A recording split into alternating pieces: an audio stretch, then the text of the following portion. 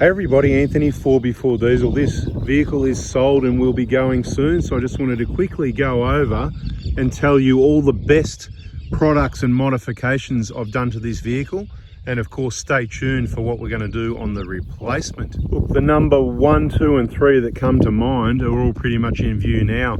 I think the absolute best mods that I'm not going to be able to live without. Look, the vehicle's sold as you're looking at it now, as is. So there's things here that I want and need and use. So there will be a replacement vehicle, and some of the first things that to go on. And I think it's a matter of safety as much as storage space is the K-On cargo barrier, that light cargo barrier. I think they make them for lots of different makes and models. Once again, that storage shelf up the top there, they're probably maybe the top two, and of course the table and the door storage coming in behind that. The next most important modifications to me, this roller Titan platform up the top there with the ridge mount mounting system. Very strong, very robust, very good value for money. It's a quality product. And of course right here, the Heyman Reese tow bar. I mean, you need a tow bar. I suppose you could get any tow bar. I like this one, it's nice and neat. It doesn't have all the extra stuff hanging down. It was a DIY install, we got a video on that.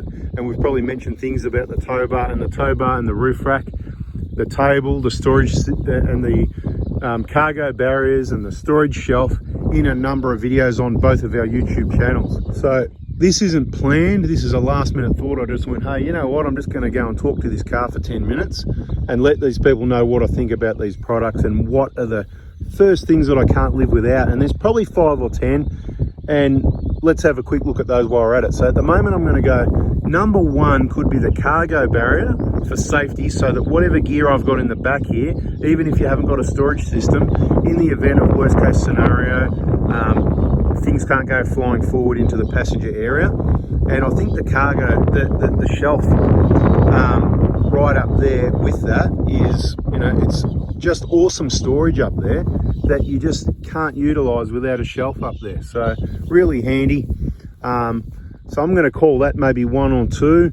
And then of course I need to put the swags and stuff. So the roof rack, the roller Titan tray, the ridge mount system, really strong. This is the quietest roof rack I've ever heard on a vehicle, okay? So we work on Prados, Hiluxes. I road test lots of vehicles, and I've heard some noisy roof racks. I'm not gonna name the other brands, name and shame, it's not about that. This bloody thing is quiet, it's unbelievable, it's very robust. I might even get up there at the end of the video and jump around on it and show you what I mean. The table, so we're gonna kind of go 1, 2, is that 3, 4, because there's 2 components. But anyway, we'll go 1, the cargo barrier number 1, storage shelf number 2, the Titan tray and ridge mount system number 3, the K-On table number 4. Storage systems are awesome, but that's not going to come in at number 5 or 6 yet. This storage system, this is awesome, but we're going to do something different next time so that it's a bit more DIY, user friendly, and change it around a little bit, so make something to suit your needs. The idea of this was we were going to try and have a manufacturer so you guys could go direct, but no cabinet makers, nobody really wanted to make it, so I didn't really get that, but that's another story. Let's get around, I'll just pop the bonnet and we'll have a look under there and have a quick chat about what's every there. Vehicle window tint. I love the window tint, it's quality tint. Driving around in a car with that window tint, it's like you're naked, but that'll probably come in around number 10, but very important. Okay, here we go. What's left under the bonnet? Obviously, one of the biggest main things I need for touring is a dual battery setup, and there's a big component as part of that. That includes all the USB power outlets, that sort of thing inside the vehicle and to the back of the vehicle.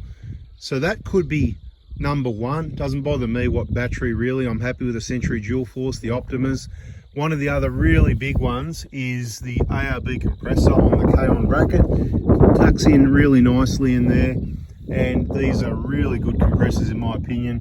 I've had some trouble with one of the older ones, as you may have seen in the videos, and it's easily repairable. It's good to understand what the problem was. It was a design fault. They fixed it up from about 2017, so you probably won't have that problem. The dual battery, part of the whole dual battery thing is being able to have USBs like that sitting there, 12.8 volts, 2 USBs. We've got another one over here, that's the air on board product just here in front now. 2 more of those there, so 3 air on board. This was some cheaper version, I can't remember, could be an eBay special or one of the local shops like that. And of course, power to the back. But while we're here, the Max Pro floor mat's very handy. The whole dual battery setup, obviously that means power to the back. We've got a number of accessory outlets, USBs, so we can run and charge everything we need to. Although the fridges are also hardwired, the drawer fridges, very handy being able to access things. So there's pros and cons of the drawer fridges, really usable here, but just understand they do give the battery a fair workout compared to a normal fridge setup, but that's why you've got a second battery.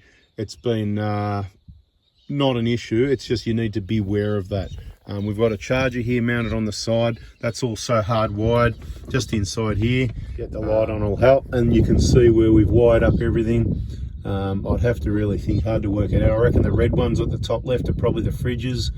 Should have probably marked them, but you know what, disconnect it one fuse at a time and you'll soon work out which one's which. Like I said, these are really good. I opt for not worrying about the one where the toolbox is because I want the tools there. I want to be able to use the jack components in there to operate the bottle jack, which is, of course, it's just in here. You know where that is, right? The bottle jack. We need to get that light on, don't we? Make sure the light's on, you know. If the camera would just leave the light on would be great. So I want the tools to stay there. So for me, now, you know, you can store stuff in here, but these two caddies or racks make it really easy.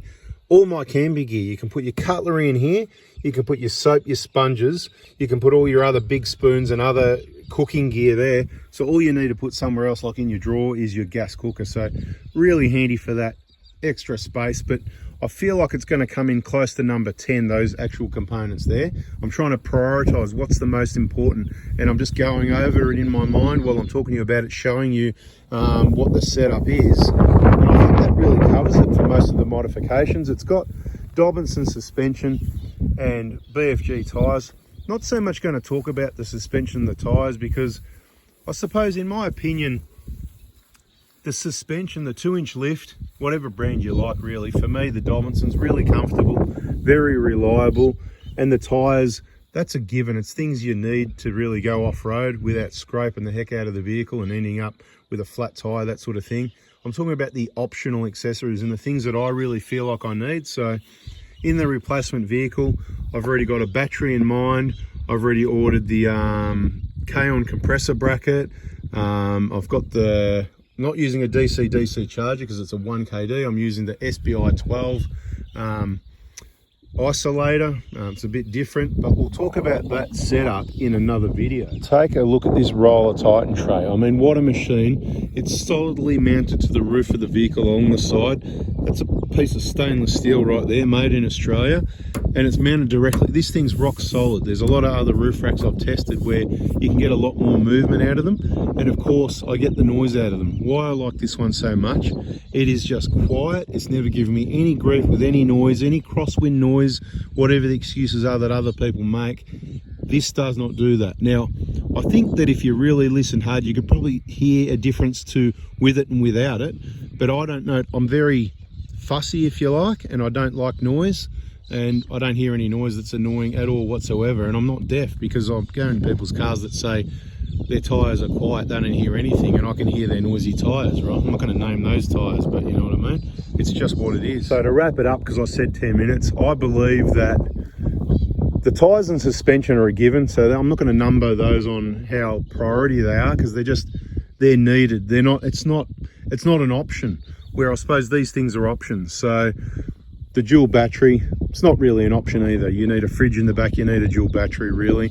But when it comes to options, the things that I feel like above and beyond a lift, tyres, a dual battery and a fridge are cargo barrier, storage shelf, the K-on compressor bracket, the ARB compressor, the K-on table, the roller, Titan tray, and the ridge mount. They're my top mods. And of course, like I said, as part of the battery thing, that all includes the USB outlets throughout the vehicle. It's all part of it. I want to be able to plug in, whether it's phones, iPads, or whatever. I'm at camp now, for example, and just go, okay, I can just plug things in and it just charges, right? Obviously, you'll notice the vehicle's emptied out.